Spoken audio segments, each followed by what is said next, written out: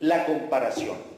Aquí están los textos de George Launay, que habla de los hilos, de los hilos de dependencia imaginarios, todo un tema sobre el imaginario. Quisiera subrayar también otro texto, el de Medófilo Medina, que vuelve a retomar el paradigma de Guerra, de Francisco Javier Guerra, para decir que no tiene en cuenta dentro de su planteamiento de que la independencia surge abruptamente por la invasión napoleónica y por la influencia discursivas, imaginarias y simbólicas en las colonias hispanoamericanas, sino que olvida fundamentalmente un tema, un aspecto que él se va a preocupar, que es el de la guerra. Efectivamente, comparto ese planteamiento, porque la guerra que se libra en lo real es la que va a desajustar la realidad creada discursivamente en virtud de las normas institucionales, las agencias, las leyes y las autoridades. Toda esa realidad colonial constituida se va a ver desajustada, demolida por la guerra, es decir, la realidad colonial se ve desestructurada por lo real de la guerra, solo que después exige nuevamente una construcción discursiva. E implicado en este fenómeno de la guerra, Juan Marchena trae finalmente un extenso, el más extenso de los estudios, un porcentaje bastante alto de páginas, que constituye un relato detallado, minucioso, completo sobre los distintos aspectos de la estructura y funcionamiento y de lo que conforma el ejército de la monarquía en América. Con eso se cierra esta primera parte, que habría mucho que decir, y para concluir, al leer estos estudios nos enteramos de las temáticas, de las corrientes historiográficas, de las distintas posiciones teóricas e ideológicas, incluso políticas y éticas, ante el fenómeno de la colonia y del colonialismo.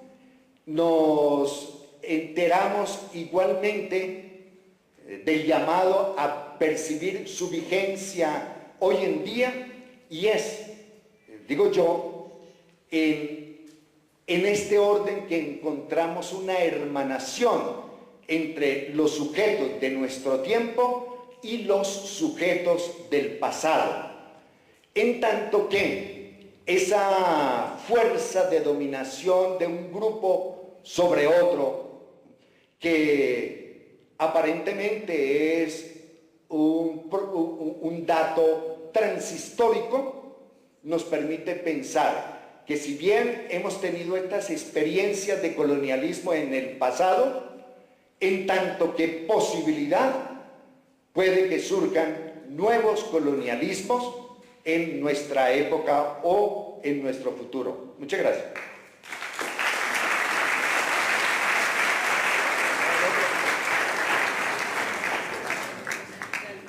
Le agradecemos al profesor Tovar su intervención. Ahora nos acompañará el profesor Mauricio Archila, del Departamento de Historia de la Universidad Nacional de Colombia, con unos comentarios sobre la segunda parte del texto, la cuestión colonial. El profesor Mauricio Archila es doctor en Historia por la Universidad Stony Brook de Nueva York, licenciado en Filosofía y Letras con especialización en Historia de la Universidad Javeriana de Bogotá y máster en Economía y Recursos Humanos de esta misma universidad. Profesor Archila.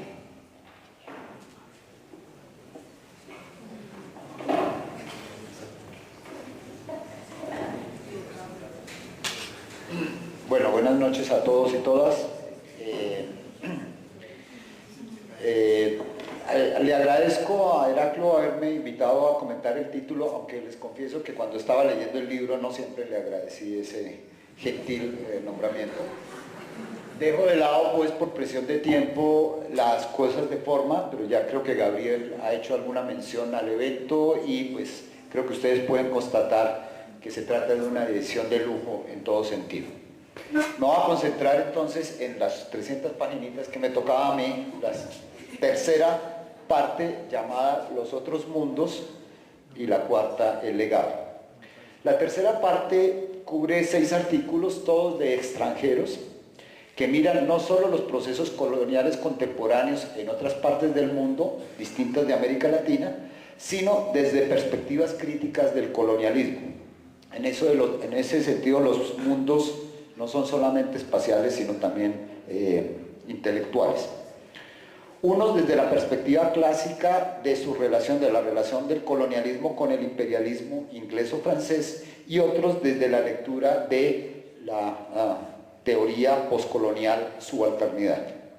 Precisamente Dubé, en el primer artículo, desde esta doble perspectiva, colonialidad-subalternidad, nos resume apretadamente la agenda de esta teoría o teorías, resaltando la diversidad de modernidades y sujetos de modernidad distintos de la europea.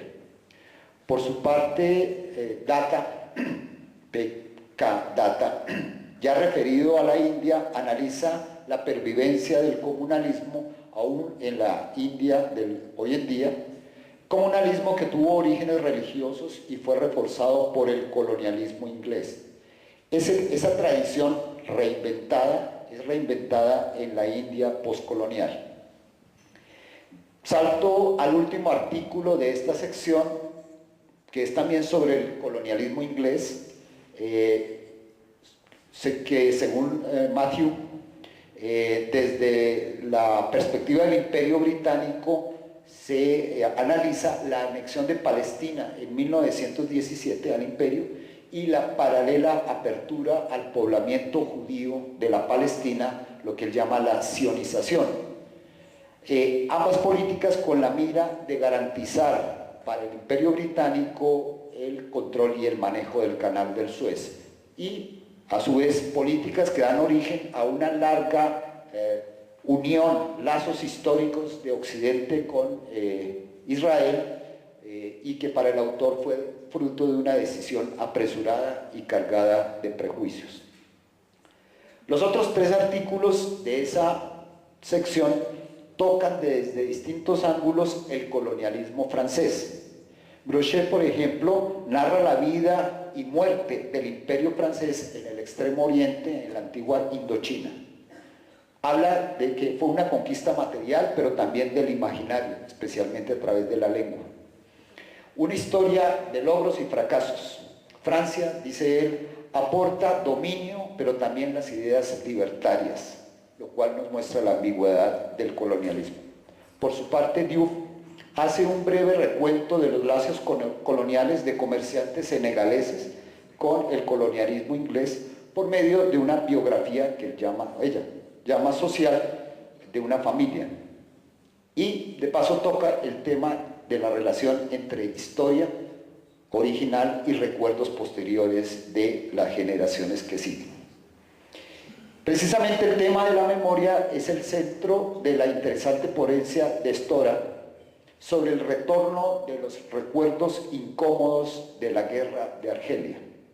Él muestra cómo las urgencias de la guerra misma y de la paz silenciaron la memoria traumática de eventos de guerra, 300.000 muertos, aplicación de tortura y otras.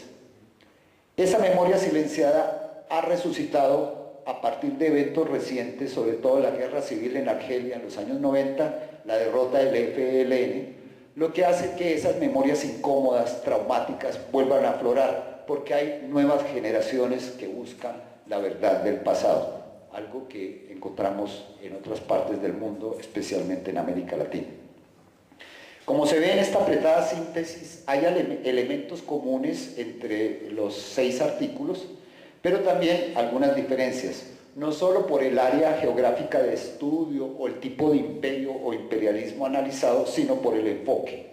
Todos son críticos del colonialismo, inglés o francés, pero unos no lo articulan a la lógica de la modernidad occidental, dejándola parcialmente a salvo, mientras otros, especialmente Dube, desde la perspectiva postcolonial, ligan los dos procesos, sugiriendo que el colonialismo no será superado mientras no se haga una crítica radical de la modernidad occidental. Bien, la cuarta parte se titula El legado. Abarca 13 ensayos y está menos articulada que las anteriores partes, comenzando porque el primer artículo de Maurice Godelier, si bien se refiere a Nueva Guinea, alimenta la discusión de la sección anterior, en donde a mi juicio debió haber estado ubicada. Discusión sobre el concepto de colonización. Él distingue dos formas de colonización, en tierras vacías y en tierras habitadas. Yo me pregunto si se puede hablar de tierras vacías, pero bueno, ese es otro debate. En fin, él se centra en el segundo sentido, en la colonización sobre tierras habitadas, y muestra que allí la colonización implica la reorganización radical de la sociedad, pero en esa reorganización sigue pesando la cultura previa de los colonizados. Por lo que Godelier concluye, interesantemente, las sociedades poscoloniales no resultan de los modos de producción, o por lo menos no exclusivamente los modos de producción. Lo cultural, la conquista del imaginario, también cuenta. Pues bien, salvo este artículo, todos los demás tocan lo que hoy conocemos como América Latina. Algunos se van a centrar en el periodo colonial y especialmente hispanoamericano o el dominio colonial español.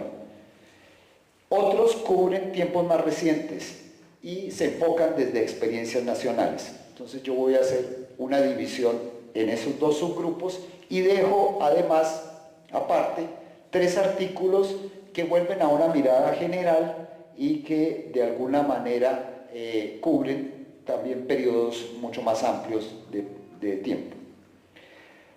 Pues bien, hay 5 artículos que a mi juicio retoman la sugerencia de Godelier de mirar lo colonial más allá de la materia, del modo de producción, versus aspectos culturales. Estos 5 ensayos abarcan el periodo colonial, a veces en forma sincrónica, a veces en un estricto orden cronológico, y cubren, como digo, el conjunto de Hispanoamérica. No incluyen a Brasil ni las Antillas no españolas. Es decir, se centran en los efectos, llamémoslos culturales, pero también económicos y políticos del colonialismo español.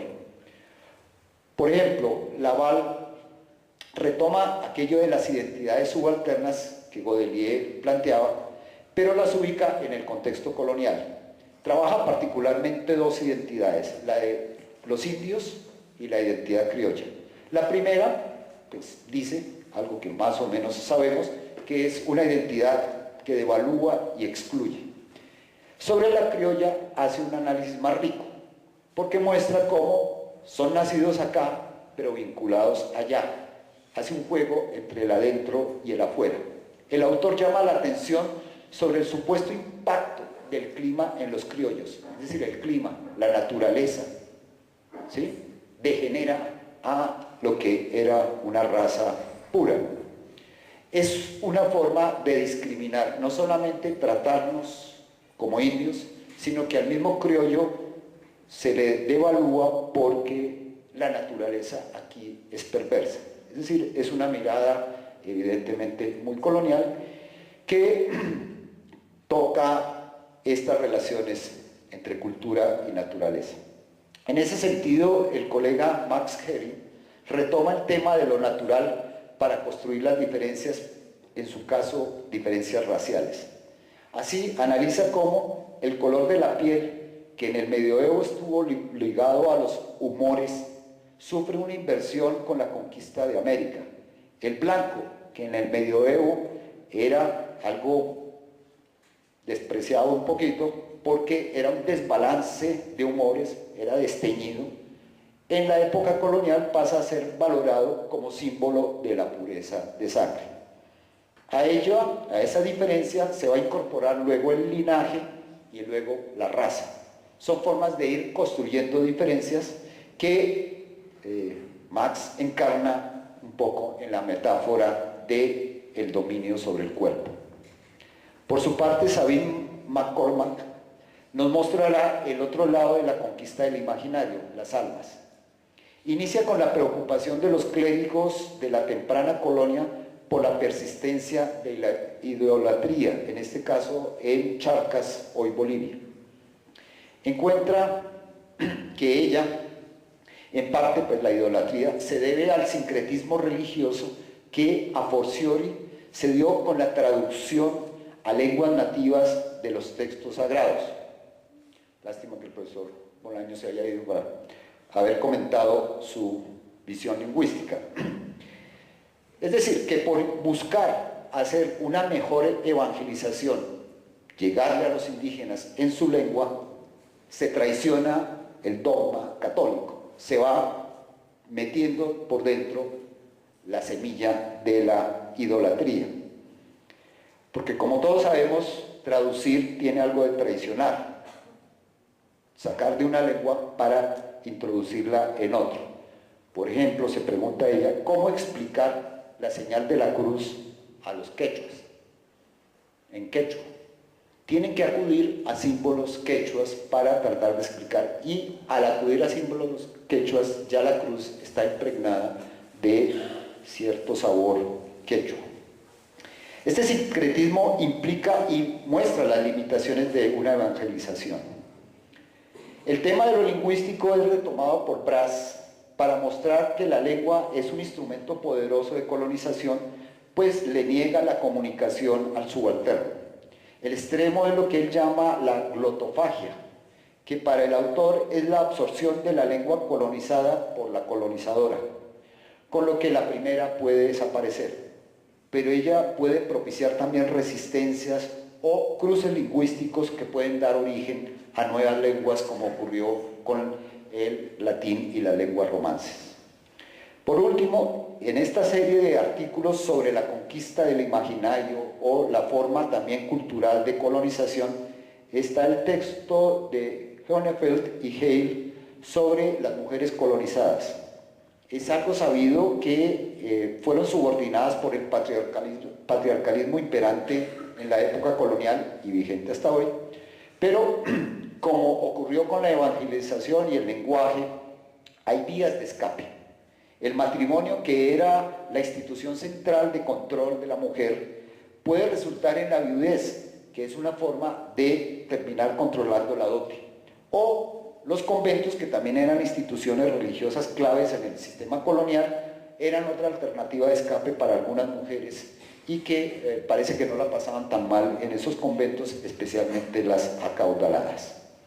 En fin, este conjunto de artículos nos muestra que la colonización, con todo el poder destructor que tiene, deja resquicios de resistencia y eventualmente formas de transformarlo y de superarlo. Viene luego otro grupo de artículos que trabajan casos nacionales, más para el siglo XIX y XX, por supuesto, no se podría hablar de nación, aunque simbólicamente sí se hablaba de nación en la colonia. Y estos artículos tienen la particularidad de que trabajan por países, ya no la mirada de conjunto, acudiendo más, en este caso, a lecturas económicas, avatares de lo político, formas ideológicas, sin negar lo cultural, sobre todo tratando de insistir los distintos autores en las herencias o los legados, como es el título de esta cuarta parte. Así, entonces, Ángel Quintero trabaja Puerto Rico, es una apretada síntesis de las particularidades de la isla desde los tiempos coloniales a lo que él llama los tiempos neocoloniales, el tránsito de la colonia española a la neocolonia norteamericana y, en últimas, todo el problema de la identidad cultural de los puertorriqueños en la isla y en Nueva York. Sigue el artículo de Moya sobre República Dominicana en el siglo XIX, las distintas independencias de España y de Haití, las distintas vinculaciones a España y Haití, y resalta que oscila República Dominicana entre una tradición política liberal y otra autoritaria, predominando la segunda. Eso es lo que él llama la fascinación por el dictador, que como sabemos no es única en República Dominicana. Luego sigue el artículo de Klein, pero lo voy a mencionar aparte. En esta subparte está el señalamiento de Javier Higuíñez sobre la doble herencia colonial en el Perú de hoy: la informalidad o el difícil imperio de la ley y la persistencia de la desigualdad económica. Por su parte, Italia de Mamanqui y Luis Oporto nos ofrecen una apretada historia de las luchas bolivianas contra la neocolonialidad y ubican tres: Revolución del 52, 1952, el régimen de Torres a principios de los 70 y el reciente gobierno de Evo. Hasta acá pues un recuento muy rápido de los casos nacionales en los que se resaltan las herencias coloniales de subordinación, subalternidad, exclusión, desigualdad, autoritarismo, informalidad, y la lista podría extenderse un poco más. Quedan pues 3 reseñas de ensayos que tocan otra vez temas comunes para la América Latina, y hay en este caso algunos artículos sí incluyen a Brasil, por supuesto, las Antillas, y aún a sectores subalternos de los Estados Unidos y Canadá. Herbert Klein, en una ilustrada exposición en todo el sentido de la palabra, hace un recuento de la situación demográfica de América Latina en el siglo XIX, a pesar de la precaria información de los censos.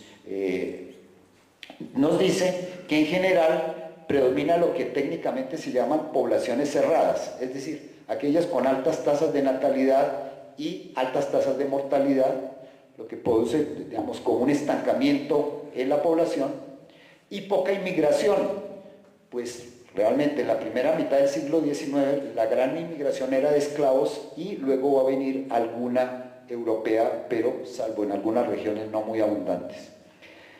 Klein señala que a finales del siglo XIX, posiblemente por el crecimiento económico, hay una disminución en las tasas de mortalidad, mientras las tasas de natalidad se mantienen, lo cual va redundando en un creciente poblamiento, creciente población, que en su momento exigirá el control natal, pero por supuesto esa es otra historia que escapa a su artículo.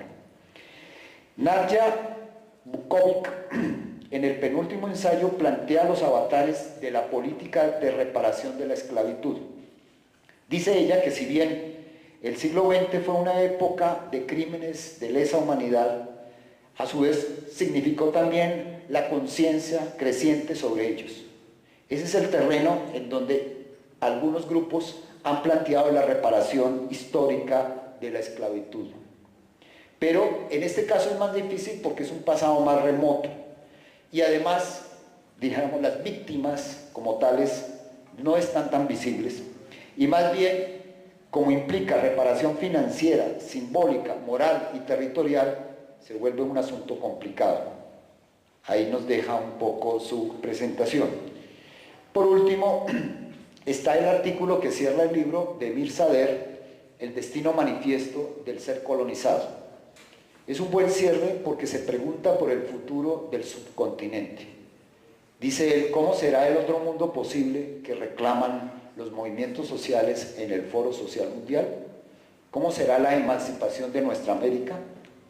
Retomando el caso de Brasil, Sader, que lo conoce muy bien, muestra que las herencias coloniales, en este caso desigualdad, exclusión, no reforma agraria, pérdida de la memoria, van a dificultar la emancipación.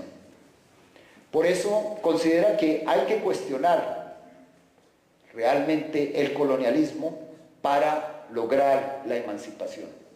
Esa es, a su juicio, la mejor manera de celebrar el bicentenario de la independencia. Concluyo diciendo que creo o comparto en que es cierto que hay que cuestionar el colonialismo para emanciparnos. En buena hora, Heraclio convocó el evento que dio origen a este libro, con el apoyo de todas las instituciones que Gabriel ya nos mencionó. Casi por 5 días, expertos nacionales y criollos, y extranjeros reflexionaron sobre la cuestión colonial. No hubo acuerdos, no se trataba de eso, pero tampoco hubo desacuerdos manifiestos, por lo menos muy evidentemente. Hubo diferencias disputas teóricas, en fin. Algunos narraron experiencias coloniales y poscoloniales, otros trabajaron más lo conceptual y lo teórico. Y creo que, tal vez continuando con la discusión que introducía Bernardo, por lo menos en estas partes se ve como dos matrices de lectura del tema colonial. Unos la ven como un proceso lineal, histórico, integral o articulado, pero con predominio de lo material, que evoluciona sin romper o sin salirse del molde de la modernidad occidental. Y por eso algunos hablarían o hablan de el paso de colonia a semicolonia a neocolonia.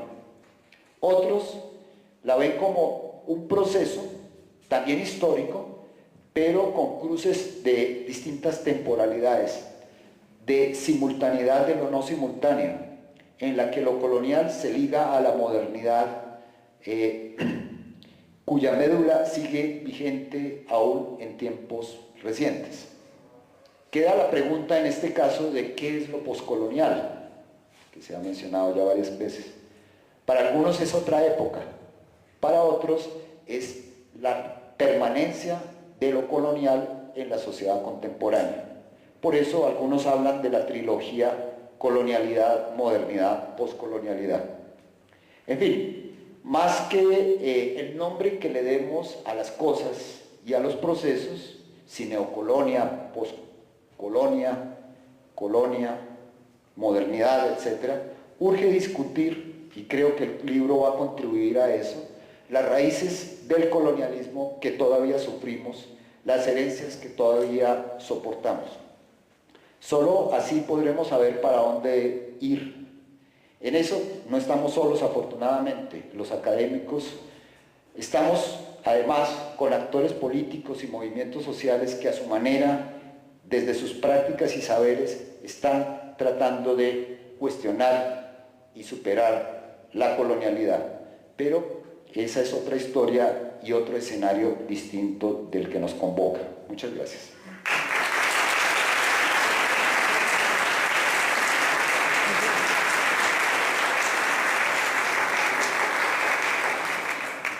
Muchas gracias al profesor Archila por su intervención.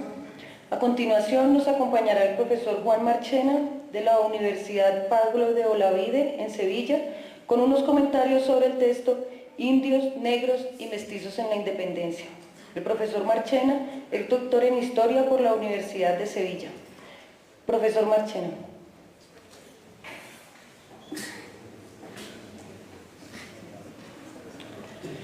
Muy buenas noches a todas y a todos, autoridades académicas, queridos embajadores, querido Raúl, un abrazo por encontrarte siempre en tierras andinas.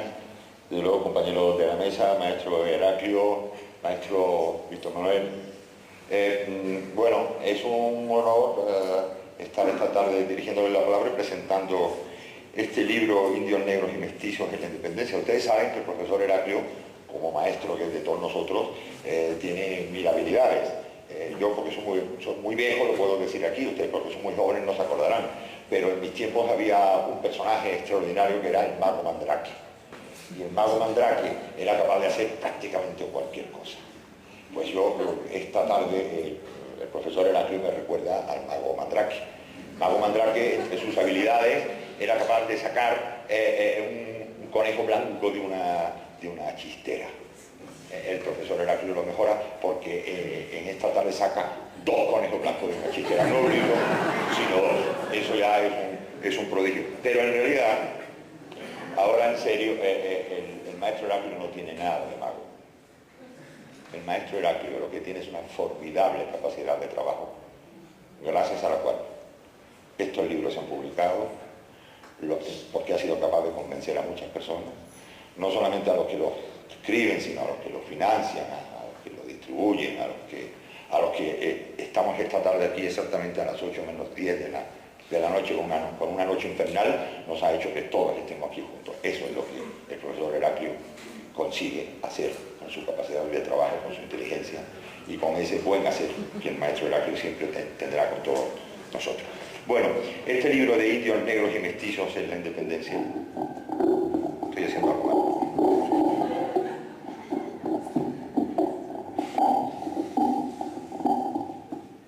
Ahí está bien. Listo, muchas gracias. Este libro que me pide Heraclio que comente, me parece un libro extraordinariamente bello y sobre todo extraordinariamente útil. Muy brevemente, el libro tiene 4 partes, pero yo le aconsejo, en vez de que se lo cuente yo, por favor, pues todos salgan y lo compran, ¿no? Entra dentro de la promoción. Una parte dedicada a Colombia, otra dedicada a Ecuador, otra dedicada a Venezuela y otra dedicada a Bolivia y a Perú. En que os puedo asegurar que los mejores especialistas en cada una de estas regiones de nuestra América están aquí representados. En el caso colombiano, que es el que mejor conocerán ustedes, pues aquí tienen a Óscar Armario, que por cierto está la Nacional aquí en pleno, Óscar Armario de la Nacional de Medellín, también Catalina Reyes, también de la Nacional de Medellín, Alfonso Múrera de la Nacional de Cartagena y Jairo Gutiérrez Ramos, que estaba en Santander hasta hace poco.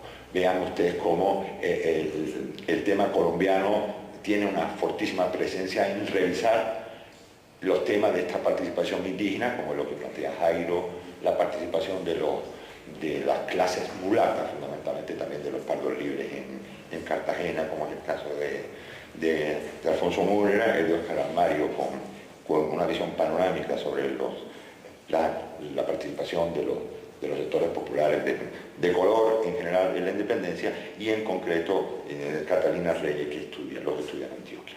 En el caso de Ecuador se reproduce prácticamente el mismo esquema, son casos concretos, y aquí veo a Raúl, que son todos muy amigos nuestros, Rocío Rueda, Mario Eugenia Chávez, que también está en la Nacional, y Tatiana Udobro, que está trabajando en Puerto Viejo.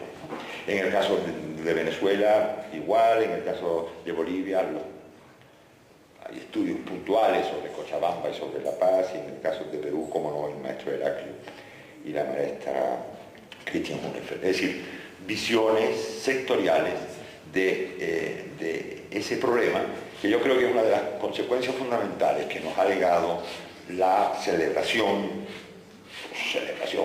conmemoración, como ustedes quieran, de los famosos bicentenarios que hemos atravesado como un sarampión en los últimos años y que todavía nos quedan las póstulas casi de ese sarampión. Indios, negros y mestizos. El libro lo que nos llega a decir que este título, que es un título necesario para todo el libro, no nos sirve. Ya no podemos seguir hablando más ni de indios, ni de negros, ni de mestizos. La palabra indio no dice nada, la palabra negro no dice nada, la palabra mestizo no dice nada. Dentro de la palabra indio hay 1001 cosas. Dentro de la palabra negro, que además es una fea palabra también, hay 1001 cosas. Y dentro de la palabra mestizos hay 1001 cosas. Es decir, no ganamos nada simplemente hablando ni de la participación, ni siquiera de la famosa frase que nos legaron de los últimos 10 años, la famosa participación de los sectores populares en la lucha de la independencia. Hay más, hasta la propia terminología de la palabra independencia, al menos en su palabra o en su concepto y en su marco cronológico, también debe ser debatido. Es decir, el libro pone prácticamente patas arriba una enorme cantidad de conceptos, de paradigmas y de ideas que tenemos que ir revisando. Yo creo que esa es si acaso la principal conclusión que podemos sacar, no solamente del libro, sino de lo que han sido estas conmemoraciones, estas celebraciones de los bicentenarios. Fundamentalmente en torno a 2 temas, que es sobre lo que gravitan todos los trabajos, sobre la conceptualización de lo que son los actores colectivos, es decir, hemos afortunadamente superado la edad de bronce, hemos dejado los bronces en las estatuas, en el nombre de las avenidas, y ya sabemos que esto hay que estudiarlo a través de los actores colectivos que participaron en el conflicto. Y por otro lado también replantearnos el famoso momento de independencia. Voy a entrar en esos dos temas, con permiso de ustedes. Uno, con respecto al tema actores colectivos. Hasta hace muy poco tiempo se nos ha llenado la boca hablando de los sectores populares, la participación de los sectores populares en la independencia. ¿Y eso qué es? Eso no es nada. ¿Qué demonios son los sectores populares? ¿Es que es lo mismo los sectores populares en Bogotá que en Cartagena? ¿Es que es lo mismo los sectores populares en La Paz que en Buenos Aires? ¿Es que es lo mismo los sectores populares en...? No nos dicen gran cosa.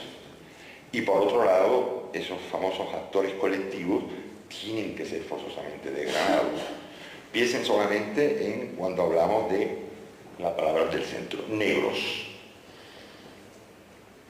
Aquí encontramos que debemos puntualizar, y se puntualiza región por región, el comportamiento, por ejemplo, de las clases mulatas, el comportamiento de los famosos pardos libres urbanos, que es diferente de los pardos libres rurales, el comportamiento de los cimarrones, donde tan distinto de un lugar de otro, el comportamiento de los esclavos urbanos, el comportamiento de los esclavos rurales, sean de plantación o estén sujetos a una lógica más campesina, con la extraordinaria diferencia que hay en la participación entre las clases mulatas de los varones y de las mujeres, o en los esclavos de los varones y de las mujeres, o en los esclavos urbanos de los varones y de las mujeres.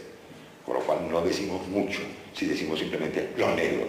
Es más, creo que no estamos diciendo nada, o si ustedes quieren, estamos confundiendo. Así que más vale no seguir empleando ese concepto. Entre otras cosas porque nos confunden.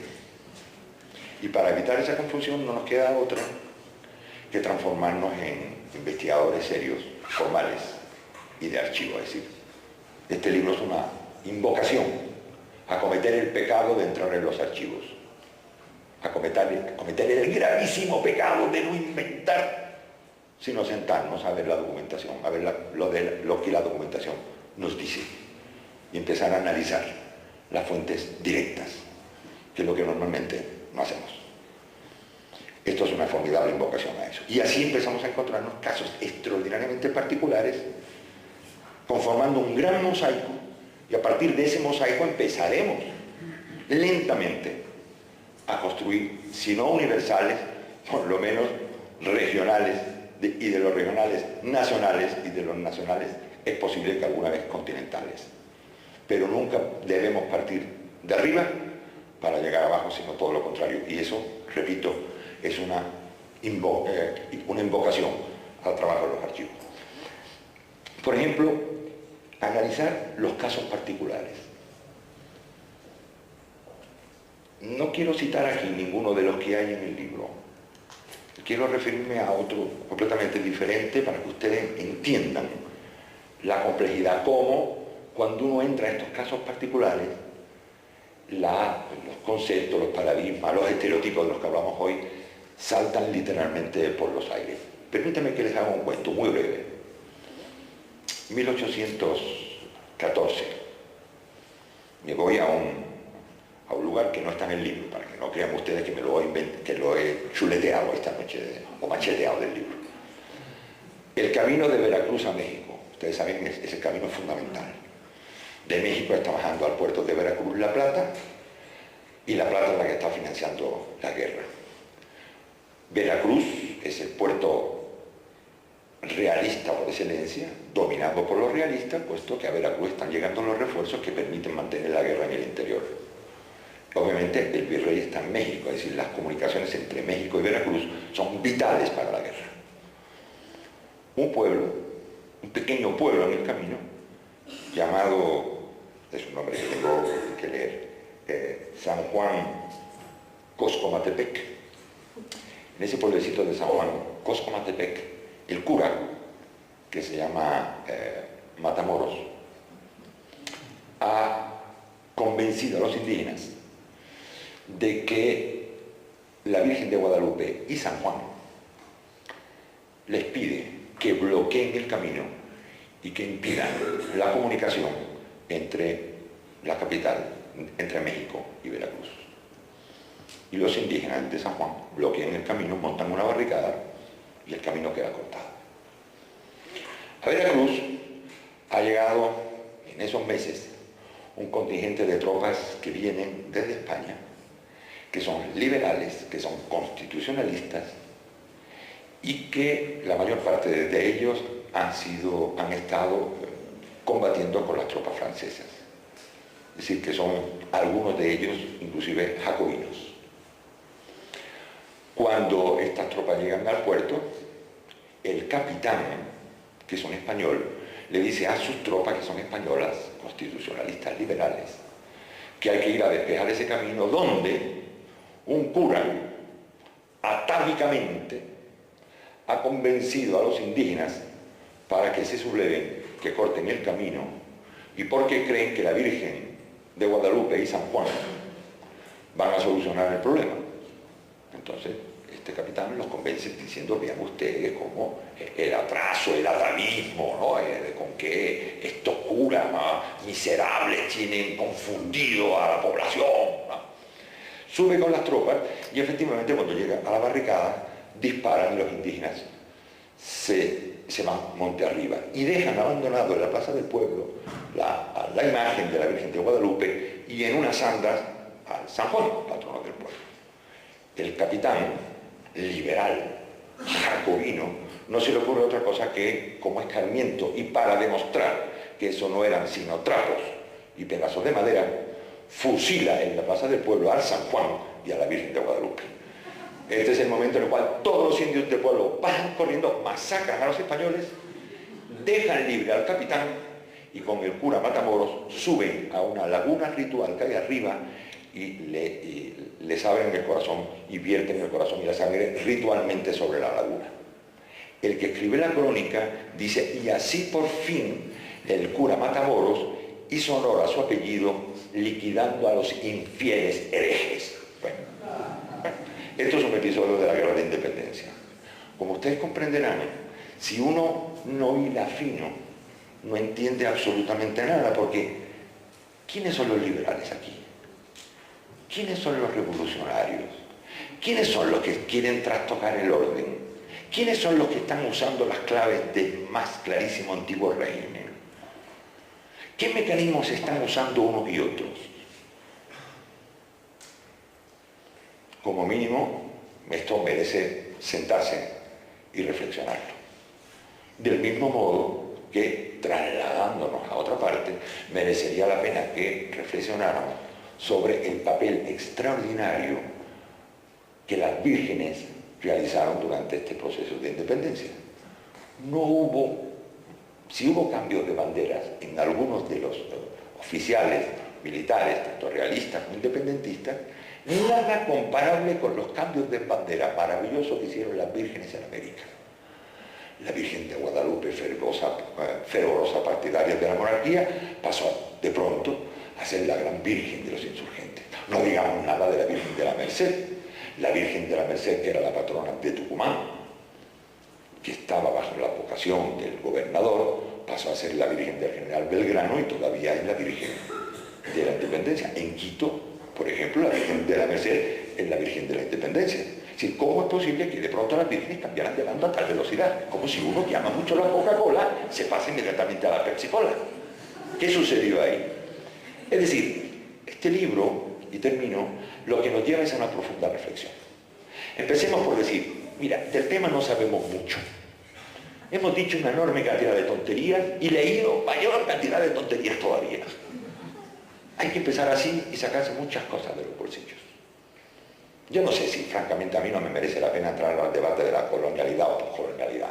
No, si todavía no me he enterado de por qué el cura Matamoros actuaba de esa manera y el otro, y por qué los indígenas actuaron así, o por qué ese capitán fusiló al San Juan y a la Virgen de Guadalupe, si todavía no he comprendido cómo funcionan esos códigos, ¿qué hago yo planteándome el debate de la poscolonialidad? De verdad, no me sirve. No me sirve. Creo que necesito muchas horas de archivo todavía. Creo que necesito entender qué le pasó a la Virgen de la Merced. Creo que todavía no me he enterado muy bien de cuál es el papel cuando decimos insurgentes. ¿Contra qué están insurgiendo? El último capítulo de este libro del profesor Heraclio, del maestro Heraclio, nos hace preguntas que él mismo dice, bueno, no sé cómo se responde. Y son preguntas fundamentales sobre el carácter de la insurgencia. Si todavía somos incapaces de poder hablar con propiedad, en negativo o en afirmativo, del término revolución de la independencia, o cuántas revoluciones hubo en la independencia, o no hubo ninguna, hubo muchas, y dónde, y cuándo. Y el último detalle, ¿cómo hablamos de independencia? ¿Cómo hablamos del momento independencia? ¿Qué es eso del momento? Nunca he visto un momento tan largo. Un momento que empieza, ¿cuándo empieza? ¿En 1808? Bueno, en Buenos Aires empieza en 1807, 1806. ¿Y cuándo acaba?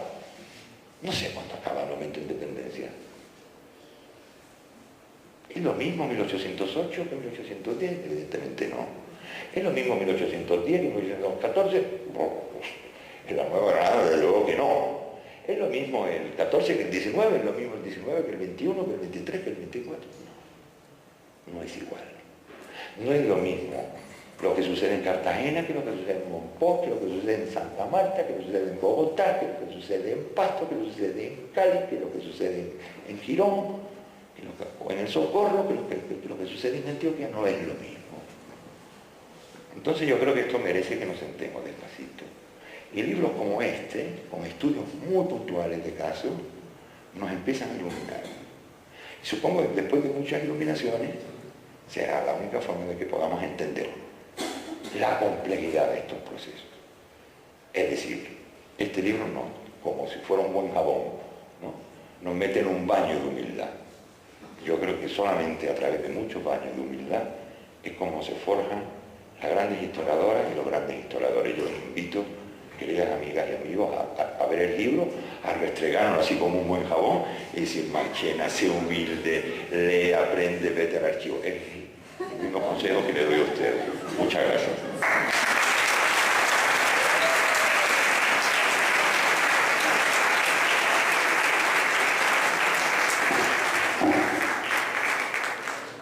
Le agradecemos al profesor Marchena su intervención.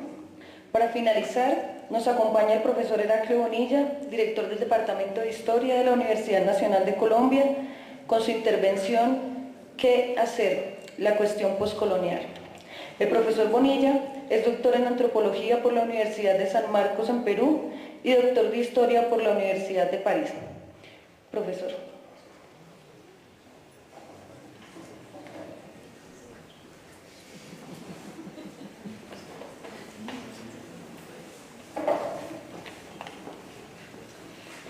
Buenas noches, profesora Beatriz Sánchez, vicerrectora académica de esta universidad, profesora Miriam Jimeno, coordinadora de la Comisión del Bicentenario, distinguidísimo señor embajador del Ecuador, distinguidísimo representante de la Embajada Peruana, profesor Germán Misas, distinguidos colegas de la mesa, señoras y señores.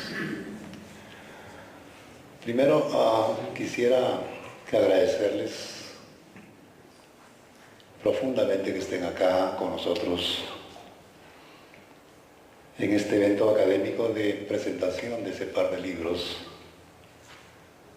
que con ocasión del bicentenario de la independencia de Colombia fueron publicados. El primero, Indios Negros y Mestizos, en diciembre del 2010, por las prensas de la Universidad Nacional de Colombia y la editorial Planeta de Bogotá. Y el segundo libro, La Cuestión Colonial, publicada entre marzo y abril de este año por las prensas de la Universidad Nacional de Colombia y en los talleres de la empresa Cierto Publicidad. Como se ha dicho, estos libros recogen las ponencias presentadas en dos eventos. El primero en agosto del 2008, sobre la participación popular en las gestas de la independencia, y el segundo, el de la cuestión colonial, presentado en noviembre del 2009. La primera reunión obedecía a intentar responder una pregunta bastante compleja, que es la siguiente. ¿Por qué la gran parte de la población excluida y explotada del sistema colonial, integrada efectivamente por nativos y afrodescendientes, en lugar de recibir con algarabía y emoción las promesas de liberación traídas en vilo por gentes como Bolívar, Santander, Nariño, en el caso del norte, o San Martín en el sur, se opusieron, por el contrario, con armas en la mano, frente a esa posibilidad? La respuesta a esta pregunta compleja no podía ser formulada en el marco de una experiencia nacional. Y por esa razón tratamos de convencer a colegas que conocen sobre este tema para que analizaran esta cuestión en el marco, por ahora, de la región andina. La segunda, que es de la cuestión colonial, que obedece a una pregunta mucho más genérica y tiene que ver con lo siguiente. ¿Cuáles fueron los procesos de colonización, sus mecanismos de implementación y sus consecuencias? Estas preguntas no podían discutirse no solamente en el marco nacional, ni siquiera en el marco continental, sino que requería efectivamente hacer un esfuerzo muy grande para dar respuesta o intentar darla en el contexto de los varios continentes del planeta. Por fortuna, pudimos convencer a los mejores especialistas del mundo.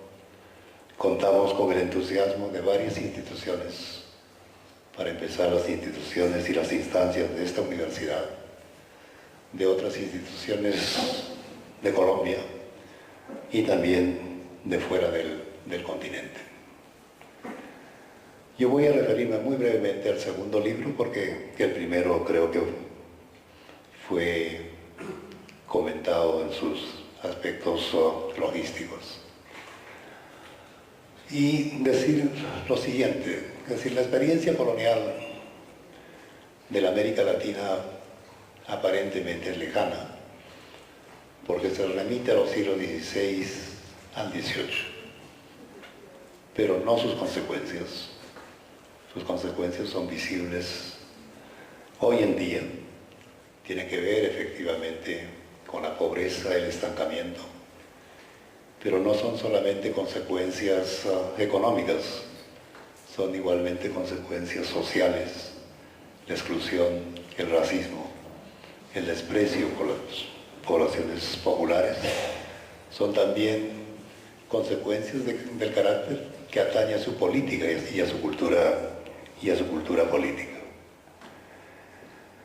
Ahora bien, la colonización impuesta por España en Hispanoamérica tuvo mecanismos y tuvo consecuencias muy profundas. Pero en esos siglos actuaron también, por ejemplo, Portugal con Brasil e Inglaterra con los Estados Unidos. Sus modalidades fueron, por cierto, completamente diferentes a las impuestas por España, pero no sus consecuencias. Ahora bien, desde el último tercio del siglo XIX hasta inmediatamente después de la Segunda Guerra Mundial, ocurre un segundo proceso de colonización planetaria. Proceso en el que, además de España o de Inglaterra, aparecen nuevos actores, al mismo tiempo que son otras áreas distintas a las Américas que son efectivamente sometidas al control del gobierno imperial. Se calcula que entre 1870 y 1950, cerca de 40 o 50 millones de europeos se desplazaron a lo largo de la faz del planeta, logrando el control del 65% de la población mundial. Esas modalidades de colonización fueron, por cierto, completamente distintas de la primera, en parte y por la razón capital, que fue un sistema de colonización bajo el imperio del capital, pero no sus consecuencias. Incluso sus consecuencias fueron mucho más dramáticas que en el caso de la América Latina, porque en términos del ingreso per cápita, la brecha pasó en cerca de 150 años de 1 a 5. Pero se trató no solamente de una colonización económica, social y política, sino igualmente una colonización del saber. Desde que Edward Said publicara en 1995 su famoso libro El Orientalismo, ahora sabemos en efecto que la colonización sesgó no solamente la percepción de la realidad, sino igualmente su comprensión y su explicación. El fin de la colonización formal, ya sea en el caso de la América Latina a comienzos del XIX, o en el caso de otras partes del mundo a partir de 1960 o 1970, no obstante, no canceló las bases coloniales o las bases internas de este proceso. Por el contrario, efectivamente las fortaleció, dando origen a lo que en alguna literatura se denomina el colonialismo interno, es decir, el dominio y la subordinación de los centros de poder más importantes de cada país sobre su periferia. Y en este caso, ese colonialismo interno está efectivamente vinculado con la otra problemática que le es totalmente asociada, es decir, el problema de la cuestión nacional. Por lo tanto, la fragmentación política, social, étnica y cultural de estos países ahora independientes. No obstante, no se puede pensar que el proceso colonial afectó solamente a la periferia o a los países colonizados. También nos afectó a los países metropolitanos. Y cualquiera que observe atentamente lo que ocurre bajo nuestros ojos podrá constatar rápidamente que en un mundo en el que se dice globalizado, en el cual circulan libremente los bienes, las mercancías y los capitales, lo único que no circulan efectivamente son los hombres y las mujeres, porque esas metrópolis imperiales están profundamente protegidas por verdaderos cinturones de protección.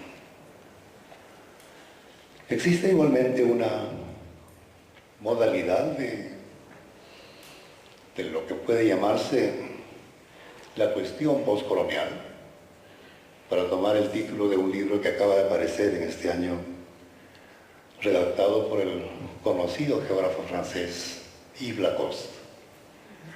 Él dice, refiriéndose a Francia, pero uno puede igualmente evocar la experiencia de los pakistaníes y de los hindúes en el caso de Inglaterra, las gentes que con orgullo combatieron y vencieron la opresión colonial de Francia. Sin embargo, esas mismas personas y esos mismos grupos paradójicamente terminaron migrando o a la capital o a las principales ciudades del país, que hace poco era su metrópoli. Y son ahora, como sabemos muy bien, los principales protagonistas de estas grandes movilizaciones sociales en las que reclaman, entre otras cosas, el derecho a su dignidad. El libro, para terminar, que el lector tiene ahora en sus manos, fue el resultado de un enorme trabajo. Y es realmente con emoción y con agradecimiento que quiero aquí evocar las ayudas recibidas, no solamente de la vicerrectoría académica de esta sede, en la persona de su actual vicerrectora y del anterior vicerrector, no solamente de la Facultad de Ciencias Humanas del Departamento de Historia, de la Oficina de Extensión Universitaria y, por cierto, el aliento indesmayable del profesor Misas y del Instituto de Estudios Políticos y de Relaciones Internacionales. En los momentos de desaliento esto no hubiera sido posible, efectivamente, continuarlo de no haber contado con esos apoyos. Pero también, por cierto, de agencias y de instituciones externas, en particular la Oficina Cultural de la Embajada de España en Bogotá, la Oficina Cultural de la Embajada de Francia, las diversas instituciones universitarias, en particular el Consejo Latinoamericano de Ciencias Sociales, CLACSO, con sede en Buenos Aires. Pero además del apoyo en la publicación del libro, no voy a referirme al apoyo recibido en la convocatoria de los eventos, que ya fue reseñado con precisión por el profesor Misas. Fue igualmente necesario la colaboración de estudiantes en la ingente tarea de traducción de textos que fueron escritos o en inglés, o en portugués, o en francés. La señorita Caroline Lugo y la señorita Natalia Ortiz, alumnos de esta universidad, fueron colaboradores muy eficientes en esta tarea. Pero esos trabajos fueron íntegramente revisados por mí, me refiero a la traducción, de manera que si cualquier error todavía subsiste, esos errores son de mi entera responsabilidad. Pero de la traducción a la edición final hay un paso igualmente intermedio, que es efectivamente la preparación y el diseño de los formatos. Y en esta tarea, un amigo muy querido, Edwin Muñoz, que ahora es alumno de la maestría de Economía en el Colegio de México, al igual que Alexander Perilla, un alumno del Departamento de Economía, tuvieron un papel realmente muy importante, y su ayuda yo lo aprecio y lo reconozco. Igualmente, la señora Verónica Bermúdez, del Centro de Estudios Sociales del CES, con la larga experiencia editorial que tiene, nos proporcionó la ayuda definitiva para la edición de este libro, al tiempo que el doctor Fernando Bisbal nos ayudaba con resolver las decenas de vericuetos técnicos que todo contrato de edición involucraba. Ahora bien, como peruano, es para mí un privilegio, un honor y un orgullo de retribuir, aunque fuera en parte, la generosa hospitalidad que yo recibí en esta institución. Desde hace 15 años,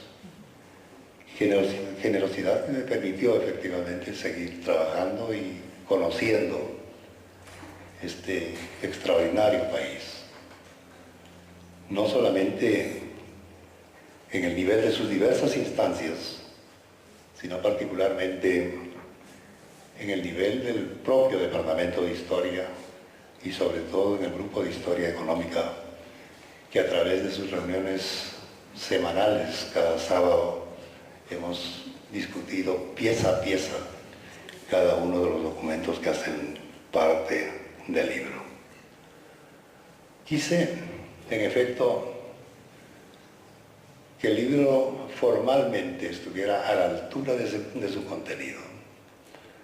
Yo no sé efectivamente si la forma y el contenido deben ir de la mano o si la forma a su vez encierra el contenido. Pero la belleza de esta edición se debe efectivamente a la señora Marta Zambrano, el grupo de Acierto Publicidad. Con nosotros trabajamos cerca de 6 meses continuos revisando cada página para que no se deslizara el más mínimo error. Entonces, una vez, muchas gracias, y si por casualidad mi pequeña familia se encuentra por aquí, ellos saben efectivamente cuánto de este trabajo han negado, que los amigos reconocen. En gran parte efectivamente está fundado y es posible por la enorme comprensión que recibí.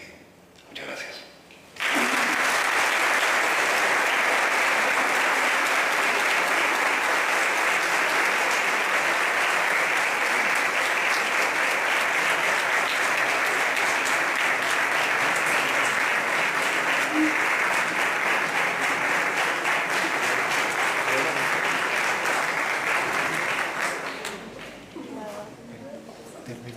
Muchas gracias, profesor Bonilla.